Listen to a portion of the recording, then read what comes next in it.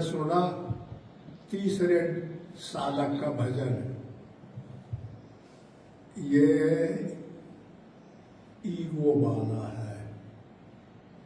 मैं ऐसा करी हो, मैं ये तार भविष्य करी हो, मैं ऐसा जोड़ तोड़ लगाई हो, मैं माया का त्याग करी हो।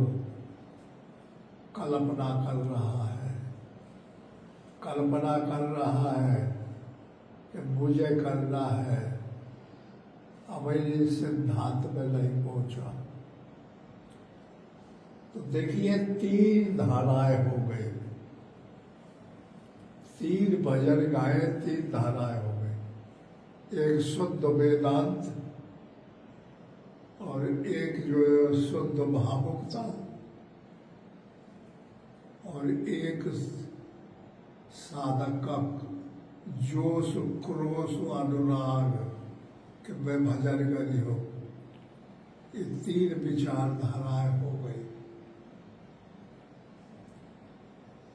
आत्मा एक ही है शरीर के अंदर। शरीर मट्टी का वैसे ही है जैसा सबका है। क्रियाएं सबके अंदर एक ही जैसी होती है,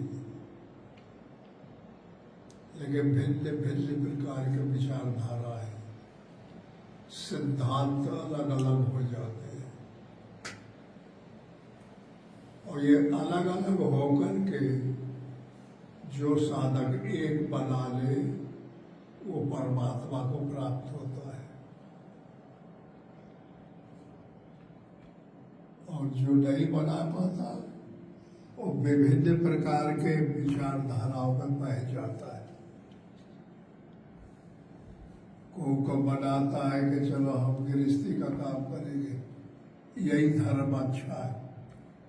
कोई कहता नहीं हम कृषि का काम करेंगे, कोई कहता नहीं हम बड़े व्यापार करेंगे, कोई कहता है कि नहीं हम सर्विस करेंगे, कोई कहता है हम कुछ नहीं करेंगे।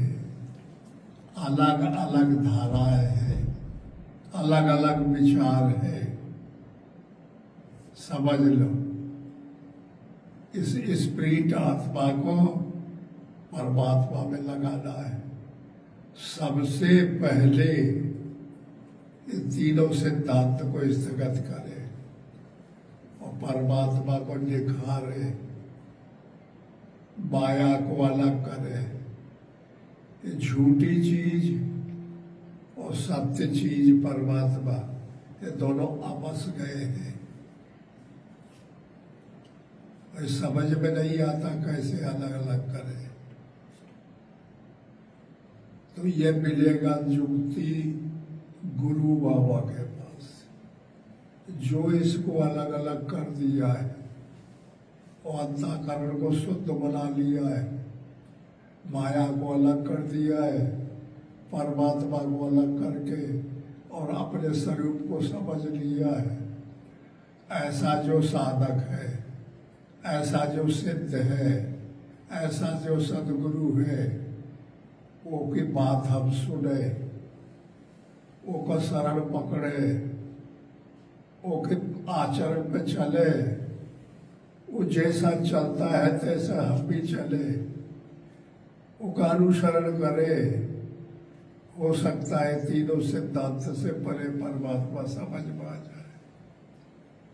अगर ऐसा नहीं करते, अपने आप करते, तो ये जिंदगी बीत जाएगी, जन्म जन्म बीत जाएंगे, कोई भी था नहीं पाएगा। ये ऐसा जाल है।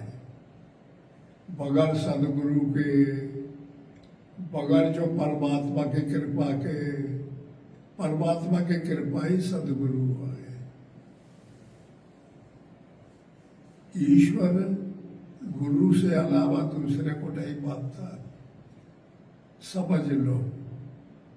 तो अगर वो के बुद्धि अपने अंदर ले आए या नहीं कुछ बनता, तो ओके रूप को देख लो और यह निश्चय कर लो कि वास्तव में ये गुरु है और जो तुम्हें विश्वास हो जाए तो फिर उनका चित्त अपने हृदय में रखो। अपने अंतःकरण में जो तमाम माया के विकार भरे पड़े हैं, कल्पनाएं करते रहते हो, पैसा का, मकान का, परिवार का, खाने का, पीने का, पहनने का, उड़ने का, सब प्रकार के ये जो अंतःकरण में है इनका निकाल दे और शुद्ध अंतःकरण करके परमात्मा को, गुरु बाबा को वह ठहरा ले, वहाँ आसन दे बैठा ले और ध्यान करा करे और लक्ष्य बना ले। सेवा करो, आश्रम में रहो या घूमो फिरो, कुछ भी करो, लक्ष्य तुम्हारा गुरु होना चाहिए।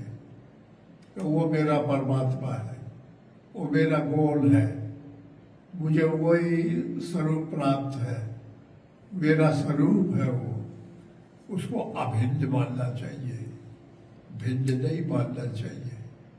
भिन्न अलग मानोगे तो अलग ही रह जाओगे, और अभिन्न मानोगे, एक में मानोगे।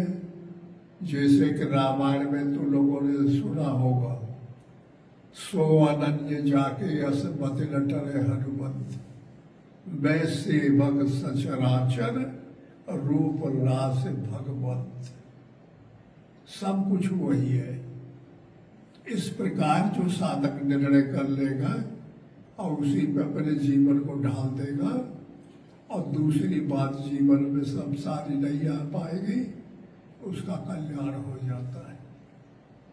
वही सिद्धांत है, उसी को कहते हैं निर्मल निर्गुण ब्रह्म, निर्गुण रूप सुलभ अति, सगुण न जाने कोय, सगुण अगुण निर्गुण, नाना प्रकार के चरित्र सुने बुने मन भ्रम होए।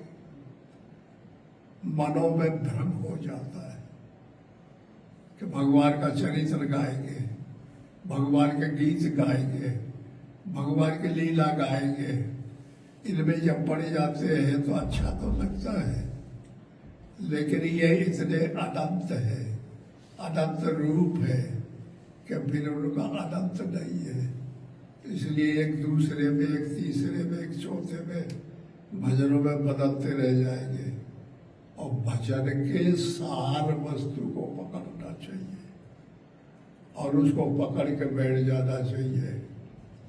तो अंतःकरण में अगर ले लेंगे, और जब इतना सब भी नहीं बनता तो गुरु बाबा को देखते हो, उनके पूरे शरीर को उठा करके अपने हृदय में देखो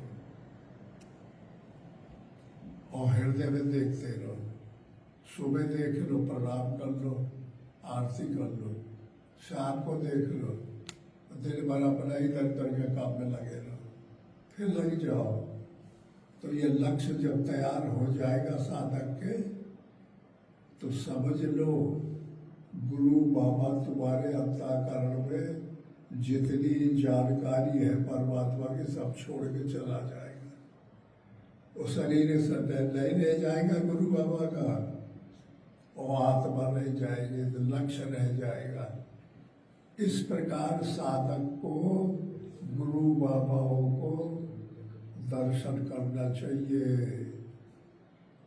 अंतःकरण में बैठाना चाहिए, जिससे कि उसके बाद जो भी माल मसाला है वो मुझे मिल जाए। और बगैर पकड़े गुरु के वो मिलेगा नहीं, फिर ऊपर ठल्ला ठल्ल रह जाएगा। समझ में आता है? तो इस तरीके से बहुत बुद्धि लगाना पड़ेगा। बुद्धि के साथ साथ त्याग करना पड़ेगा। त्याग अलग नहीं है, आसक्ति अलग नहीं है, ये सब कुछ मिलकर के एक हो जाते हैं। इसलिए परमात्मा की जो पलटन है, परमात्मा के जो सद्गुण है, उनमें ही बहता रहना चाहिए। ज्ञान वैराग्य विवेक। ज्ञान परमात्मा को कहते हैं, विवेक लक्ष्मण को कहते हैं, शक्ति सीता को कहते हैं। समझ में आया? साधकों के अंदर ऐसे आना चाहिए। वह राम लक्ष्मण, ज्ञान राम का रूप है, विवेक लक्ष्मण का रूप है, वैराग्य हनुमान का रूप है।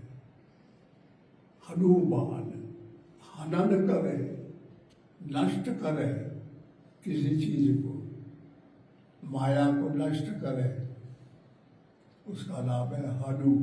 हनन करे, वो करेगा वैराग्य। अगर राग का त्याग नहीं करोगे तो फिर नहीं हो सकता। इसलिए सबसे बलवान हनुमान है। जानते हो हनुमान कहाँ से पैदा हुए? शरीर से भी उसका अंग है, सूक्ष्म शरीर से भी है, कारण शरीर से भी है। कारण अनुभव चेतन का प्रतिबिंब विष्णु का है, सूक्ष्म शरीर चेतन का प्रतिबिंब ब्रह्मा का है, असूल चेतन का प्रतिबिंब शंकर जी का है। इन तीनों की ताकत मिलकर के परमात्मा की सेवा के लिए वैराग्य तैयार होता है।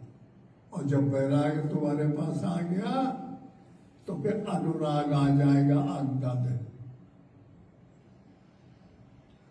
अंगद, ये गद गद हो जाए।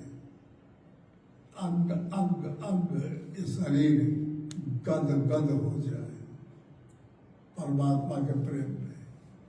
उसका नाम है अंगद। वो कर्म से पैदा होगा, पानी से। समझ लो। तो इस तरह से ये विषय बड़ा भारी गंभीर है, अंदर प्रवेश कर जाता है। तो इस तरह से साधकों को चाहिए कि ऊपर ऊपर नहीं रहना है, प्राइमरी पढ़ के लाई और विद्वान नहीं बनना है। हाई स्कूल पहुंचना है, इंटरमीडिएट पहुंचना है, बीए पहुंचना है, एमए पहुंचना है और आगे जा रिसर्च करना है। ऐसा ये भजन का भी नियम है। इसलिए मेरे प्यारे साधकों, मैं आप सबसे इतना ही बताना चाहता हूँ कि शायद कि शरीर बहुत दिन नहीं चल सकता, नहीं चल पाएगा। तो इन बातों को आप सब लोग सहृदय में गर्भित कर ले, पकड़ ले और ये पे चलने लगे। हमें बहुत सी बातें हैं बताने लायक है जो कि समझ में बहुत कठिन से आती है, और जो साधारण बातें हैं तो ये रामायण गीता की एक भजन भाव, भगवान के चरित्र, ये बात अलग आए। तो इस तरह से गुरु बाबा को जकड़ के पकड़ो। जो जकड़ के पकड़ लेगा वो फिर कुछ पा जाएगा। बोलो गुरुदेव भगवान की।